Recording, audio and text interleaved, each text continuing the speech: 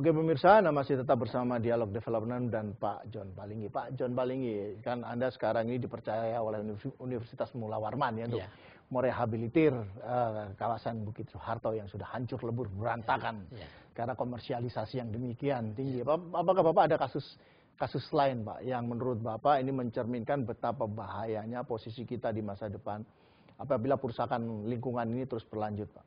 Ya, yang terjadi hingga saat ini itu ada yang paling nampak adalah berkurangnya spesies keanekaragaman hayati, termasuk juga pohon-pohon yang mestinya itu bermakna bernilai tambah ekonomis itu sudah hampir sekarang berpindah ke pertambangan. Akan terjadi kerusakan yang sangat parah terkait dengan penambangan ini.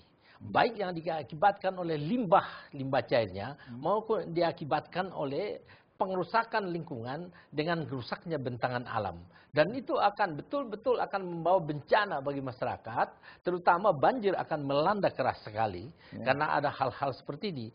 Apabila hal itu tidak ditangani secara serius dan ada kesepakatan baik tingkat legislasi maupun pelaksanaan di pusat dan daerah, ini akan membahayakan sekali.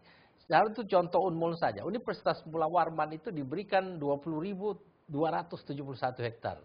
Itu SK Menteri Perhubungan, Menteri Kehutanan. Untuk apa itu Pak? Untuk lahan pendidikan, penelitian sekaligus juga sebagai lahan konservasi.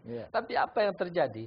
Itu dihilangkan tanpa diberitahukan SK-nya, kemudian diberikan kepada penambang-penambang yang juga tidak jelas kontribusinya terhadap bangsa dan negara. Sekarang tanah itu bentuknya jadi seperti apa Pak? Ya sudah banyak sekali lubang-lubang di dalam, hasil ya digaruk tanahnya seperti itu, jalan juga enggak. Padahal itu hutan konservasi.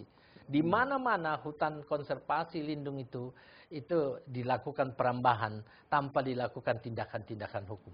Ya.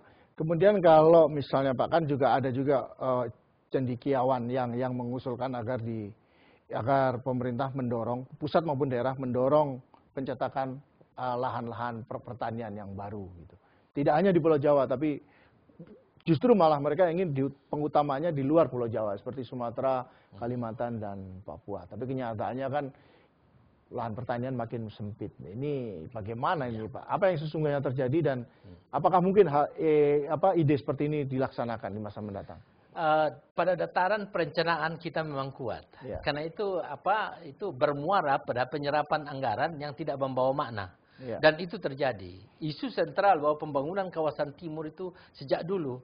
Merauke adalah pusat sentral percetakan tawa. Sulawesi adalah lumbung padi. Kalimantan adalah alternatif pengembangan. Tapi apa yang terjadi? Tidak ada satupun sawah penambahan yang dilakukan. Sementara anggaran juga berkembang terus gitu. Ini kan macet ini Pak ceritanya nih. Sangat. Apakah mungkin program ini dihidupkan lagi Pak? Menurut Bapak?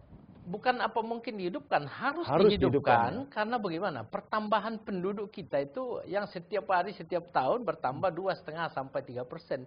Yang seharusnya kan mesti ada makanan. Masa kita mesti tergantung sama Vietnam sama Thailand saja?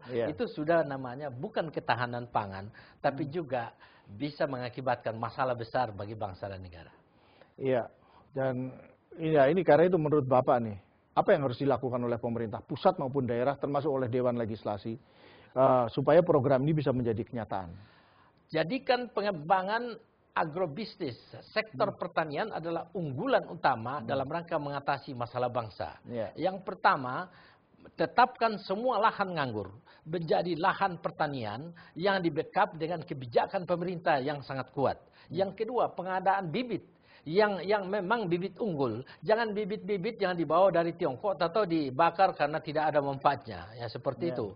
Pengadaan bibit yang unggul entah dari Thailand, Cina atau dari Israel terserah. Yang ketiga adalah penyuluh pertanian harus ada pada setiap lurah kecamatan.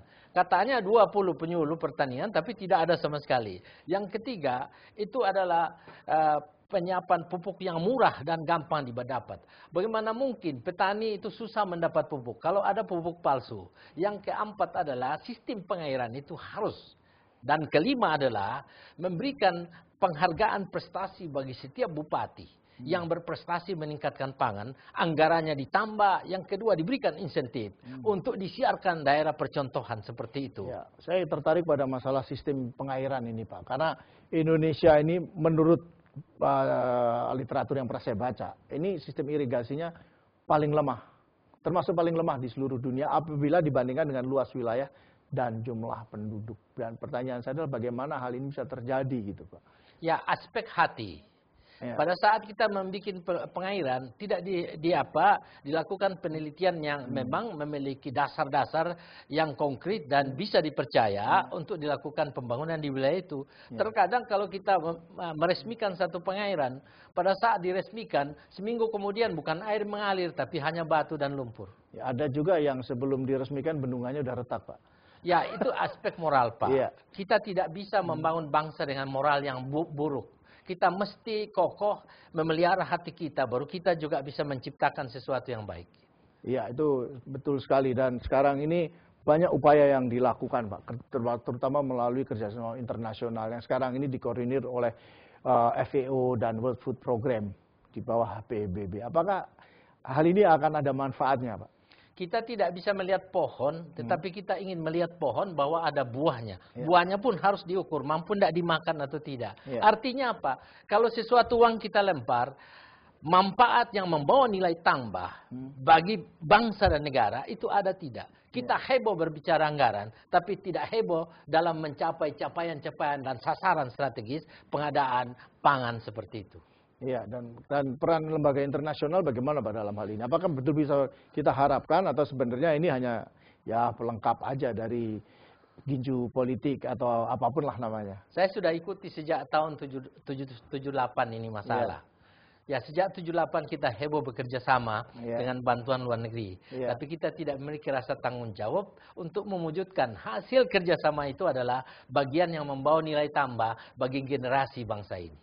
Ya, itu nilai tambah ini kata kunci saya kira yang paling penting, karena kalau negara-negara maju umumnya value added ini menjadi suatu titik yang sangat penting bagi setiap kali pemerintah menelurkan satu program baru. Salah satu contoh Pak, alat mekanisasi pertanian dari OECF misalnya 2 triliun seperti itu, ada tidak alat mekanisasi pertanian? Misalnya saja baru satu contoh itu.